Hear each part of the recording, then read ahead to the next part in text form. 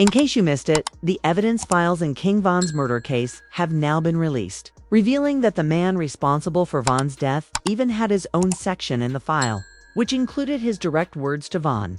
Like shit, I was just protecting my little brother. When you did finally find out that it was King Von, how'd you feel?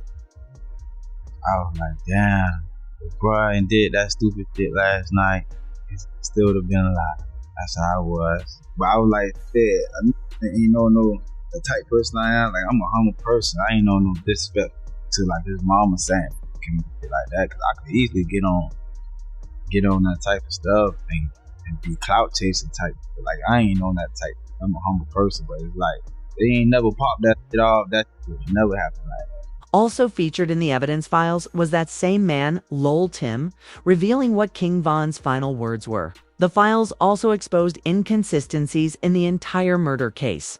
Even King Von's cousin, Bello, commented that something felt off about the night it all happened.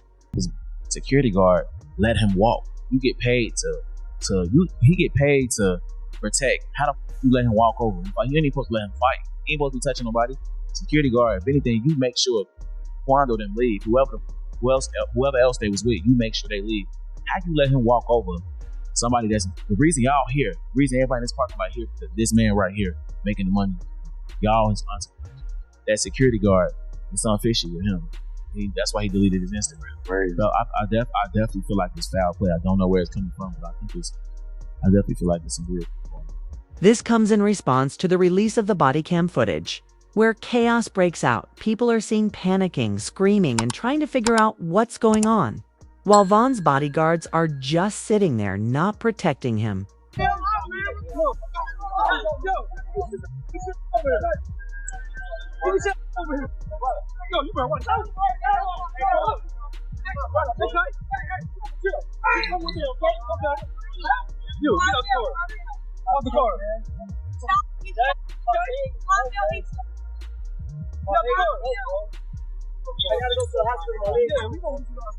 This quickly went viral online, sparking a wave of conspiracy threads, including one that read, "There's a lot of holes in the passing of King Von. If you truly investigate it, you'll notice. If anything, he would be the one to fake his own death to avoid all the murder cases he was about to face." The thread claimed that after Von's death, Ooh was tied to the lead role in FBG Duck's murder, allegedly paying O Block members $100,000 in diamond chains for carrying out the hit, along with being linked to several other Chicago murders claims, also highlighted in Trap Lore Ross's King Von documentary. However, close members of FBG Duck's circle disputed this narrative. One even tweeted, "Von made it through his 2 surgeries, woke up screaming for his firearm, then went into shock and passed away. He only had 1 more surgery to go." And Von made it through 2 surgeries.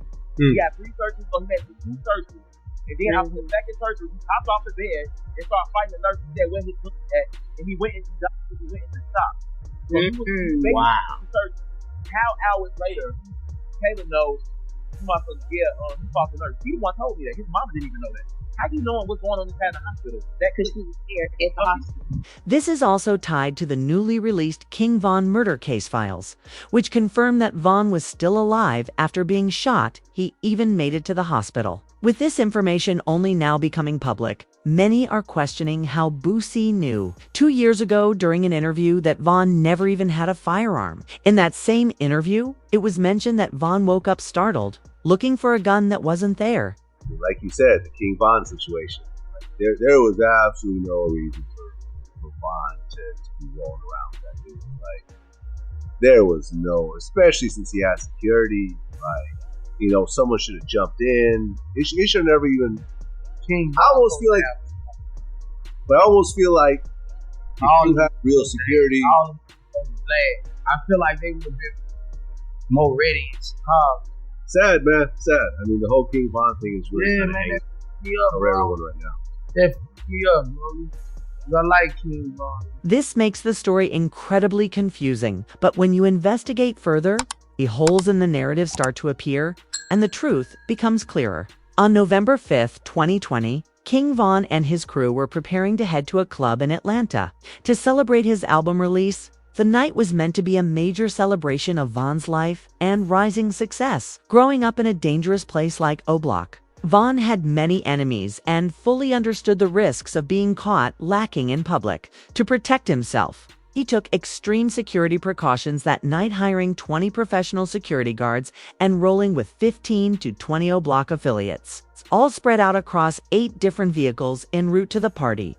Even Vaughn's manager, 100K Track, spoke out about the intense measures Vaughn took to ensure his safety that night. I travel with one security that moves with Vaughn, and he traveled with 2 more security. You know what I'm saying? Vaughn traveled in a crew truck, and not only that, his guys are security, man. He traveled with 10 to 15 guys daily. They protect and love Vaughn more than any security will. We're like 8, 10 cars deep, 20, 25 in entourage. But what many don't know is that something shifted in the middle of the night. While everyone else was celebrating the success of Vaughn's album and enjoying the party, King Von suddenly began acting unusually distant. He slipped away into a side room of the club, glued to his phone.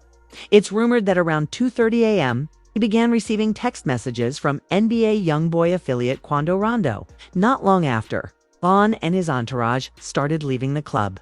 The original plan was for everyone to head back to the Airbnb or hotel for the night, but Vaughn had different intentions. He didn't tell anyone what they were.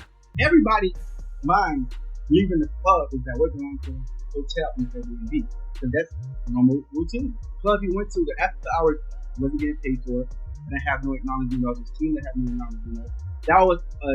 That was the complete Vaughn decision. While the rest of the crew was headed to the Airbnb, King Von quietly told his driver to take him to another spot, the Monaco Lounge. This unannounced detour would be the first in a series of decisions that ultimately led to the tragic end of King Von. Everybody else that was with us driving to the Airbnb, and Vaughn literally went to the venue by himself. We got a call later from people in the car, like, hey bro, we hit by, matter of fact, I think from the DJ was like, hey bro, we hit by ourselves. Like, where you guys at? And everybody rerouted to that venue. For some reason, the people riding in King Von's truck didn't inform the rest of the team about the change in plans until Vaughn had already arrived at the Monaco Lounge. Once the others found out, they quickly made U-turns and began heading to the new club. When Vaughn's manager arrived at Monaco, he immediately sensed something was off. Vaughn was unusually quiet, sitting in the corner of his Escalade with his hood up, locked into his phone. While the rest of his crew was ready to head into the club for what was supposed to be a quick 30-minute stop, Vaughn didn't move. He stayed in his seat, distant and withdrawn. For some reason, Vaughn was, this man is like, I promise you, the best artist I ever moved in my life. For some reason that night, it was off. Like, he stayed in the car for like 30, 35 minutes. This is when Vaughn's manager, 100K Track, stepped in to check on him. After a brief conversation, Vaughn finally agreed to go into the lounge. However, due to Monaco's club policy, his crew was required to leave their firearms in their vehicles. As a precaution, they first sent security inside to sweep the venue and ensure everything was secure before Vaughn and the rest of the group entered. I went to the car he was in. I was like, yo, Vaughn. Went inside the passenger seat. We're like, yo, Vaughn, bro, what's going on? Everybody here, wait, let's go. He was like, all right, let's go. We're telling security, hey, it's time to go in now. Vaughn's ready. You know what I'm saying? We've been here too long. Let's go inside. Check the venue, go inside, check the outside, make sure there's no. But the real danger was waiting outside in the parking lot. Rapper Quando Rondo was sitting in his car with a few of his crew members trying to catch some sleep. One of Vaughn's security guards, tasked with checking the area, spotted Quando asleep in his vehicle. He then walked over to King Von and said, "Did you know Quando is here?" Now, right before we go inside the club, one of his homeboys came to the car and said, hey, so-and-so's here. And Vaughn just jumped up like, oh, come on, let's go.